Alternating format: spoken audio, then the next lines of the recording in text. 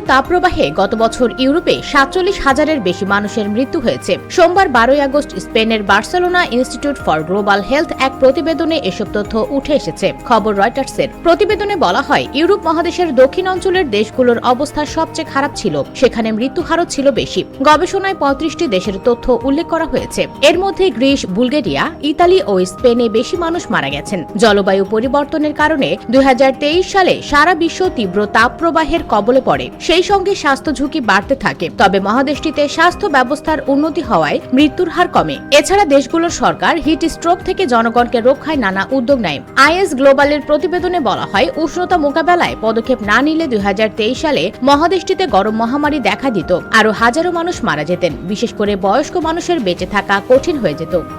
US Bengal desk.